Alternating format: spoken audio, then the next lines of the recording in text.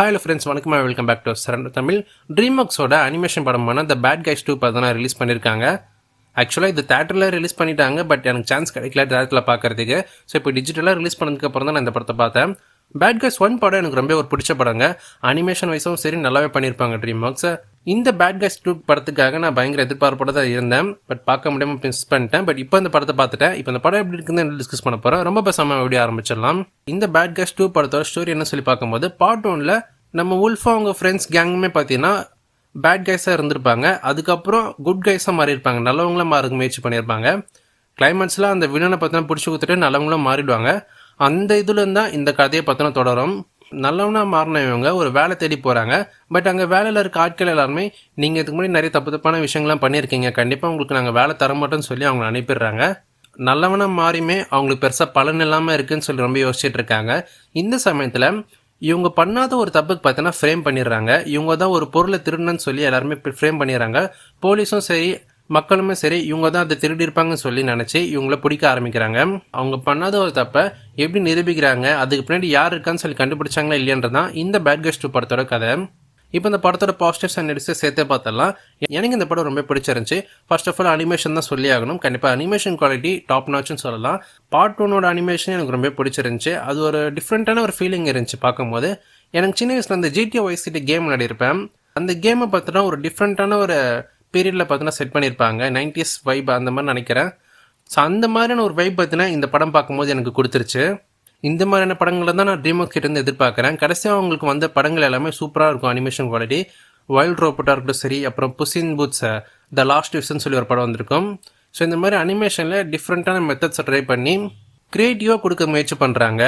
கண்டிப்பாக ட்ரீம்ஒர்க்ஸில் வேலை செய்கிற எல்லா அனிமேட்டர்ஸ் எல்லா ஆர்டிஸ்ட்டுமே பார்த்தீங்கன்னா கண்டிப்பாக நான் பாராட்டி ஆகணும். அவங்கள அப்ரிஷியேட் பண்ணுறது தப்பே கிடையாது. படத்தில் கதையுமே சரி, அந்த கதையை கொண்டு போன விதமே நல்லா கொண்டு போயிருப்பாங்க. ஒரு கட்டத்தில் இந்த படத்தை பார்க்கும்போது வின் டீசல் ஞாபகம் தான் வந்துச்சு.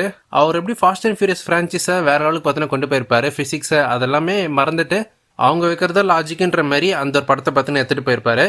ஸோ அது எல்லாமே இந்த படத்தில் பார்த்தீங்கன்னா வந்திருக்கும். ஆனால் இது அனிமேஷனில் கொண்டு வந்திருப்பாங்க, அதனால அக்செப்டபுளாக இருக்கும் பார்க்கறதுக்கு. இதுவே இந்த படத்தை ஒரு லைவ் ஆக்ஷனாக கொண்டு வந்திருந்தாங்களா கண்டிப்பாக நம்ம விண்டீஸ்லேயும் மிஞ்சுற அளவுக்கு நிறைய சீக்வன்ஸ் பார்த்து அமைச்சிருப்பாங்க. ஸோ அனிமேஷனை பார்க்கும்போது இந்த படத்தில் வந்து அந்த காட்சிகள் அது எல்லாமே ஓகேவாக இருக்கும். இந்த படத்தில் வந்து காமெடிஸ் ஹியூமர்ஸ் எல்லாமே நிறைய இடங்கள் ஒர்க் அவுட் ஆயிருக்கும். அது மட்டும் இல்லாமல் ஒரு ஸ்பை ஜானலுமே கொண்டு போயிருப்பாங்க. எப்படி நம்ம மிஷன் இம்பாசிபிள் நம்ம டாம் குரூஸ் கிட்ட ஒரு மிஷன் கொடுத்தோம், அந்த எப்படி மிஷன் எப்படி முடிக்கிறாங்க, டாம் குரூஸ் எப்படி அதை தடுத்து நிறுத்துறாரு உலகத்துக்கு ஆபத்து வராமல், அந்த மாதிரி தான் இந்த படத்தோட கதையை கொண்டு போயிருப்பாங்க. நம்ம பேட் கைஸை குட் கைஸாக மாற்றுற மாதிரியான ஒரு படம் இந்த படம் அமைஞ்சிருக்கு. இந்த படத்துக்கு கண்டிப்பாக 3rd பார்ட்டுமே வர சான்ஸ் அதிகமாக இருக்குது. கடைசியில் எண்டிங்குமே பார்த்தீங்கன்னா அந்த மாதிரி தான் முடிச்சிருப்பாங்க. வில்லனா ஒரு பூனையை காமிச்சிருப்பாங்க கிட்டின்னு சொல்லிட்டு. அந்த கேரக்டர் ஆரம்பத்தில் பார்க்கும்போது கொஞ்சம் ஸ்ட்ராங்காக புத்திசாலித்தனமாக காமிச்சிருப்பாங்க. போக போக அந்த கேரக்டர் பார்த்தீங்கன்னா பர்பஸ்ஃபுல்லாக டவுன் பண்ண மாதிரி தான் இருந்துச்சு. நம்ம உல்ஃப் அவர் தானே ஹீரோ, ஸோ அவரை கொஞ்சம் அதிகமாக காமிக்கணுன்றதுக்காக அந்த வில்லன் கேரக்டரை கொஞ்சம் டவுன் பண்ணி காமிச்சிருப்பாங்க ஒரு சில இடங்கள்ல.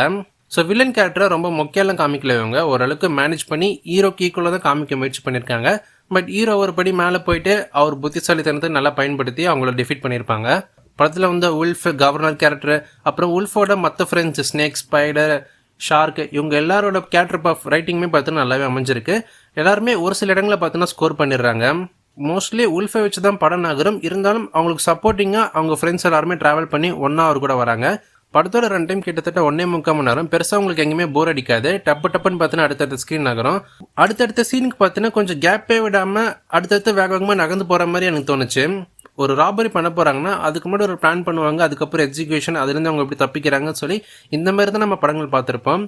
இதில் அந்த சீக்வன்ஸ் பார்த்தீங்கன்னா ஒரு 2 மினிட்ஸ் 3 மினிட்ஸ்க்குள்ளே இப்போ தான் முடிச்சிருவாங்க. அந்த மாதிரி அடுத்தடுத்த சீன்ஸ் பார்த்தீங்கன்னா உடனே முடிஞ்சிடும். எவ்வளோ பெரிய விஷயமா இருந்தாலும் இவங்க சிம்பிளாக முடிச்சிருவாங்கன்ற மாதிரி தான் காமிச்சிருப்பாங்க. ஸோ அதுக்கு ஸ்பேஸ் விட்டு கொஞ்சம் பொறுமையாக அதை கொண்டு போயிருந்தாங்கன்னா இன்னுமே நல்லா இருந்திருக்குமே எனக்கு தோணுச்சு. மற்றபடி இந்த படம் ஓவராலாக செம்ம ஒரு என்டர்டைன்மெண்ட்டான ஒரு மூவி தாங்க. பேட் கைஸ் 1 உங்களுக்கு படம் பிடிச்சிருந்துச்சுன்னா கண்டிப்பாக பேட் கைஸ் 2 படமும் பிடிக்கும். எனக்கு 1 விட பார்ட் 2 பார்த்தீங்கன்னா நல்லாவே அமைஞ்சிருக்கு. எனக்கு பார்ட் 1 விட பார்ட் 2 எனக்கு ரொம்ப பிடிச்சிருக்கு. கண்டிப்பாக 2 படமே ஒரு தரமான ஒரு படம் தான். பார்க்காதவங்க கண்டிப்பாக செக் பண்ணி பாருங்க. இந்த படம் இங்கிலீஷில் தான் இருக்குது, தமிழ் டப்பிங் இன்னும் வரல. இங்கிலீஷில் பார்க்கணும்னு நினைக்கிறாங்க, இங்கிலீஷில் பார்த்துருங்க. தமிழ் டப்பிங் வெயிட் பண்ணுறவங்க ஸோ எப்போ வரும் தெரியல, ஏன்னா பார்ட் 1 இன்னும் தமிழ் டப்பிங் பண்ணலை. இந்த படத்துமே பெருசாக ப்ரொமோஷன் பண்ணாதனால தமிழ் டப்பிங் அதிகமாக பண்ணலன்னு நினைக்கிறேன். ஏன்னா பார்ட் 2 ரிலீஸ் ஆனதே நிறைய பேர் தெரியல.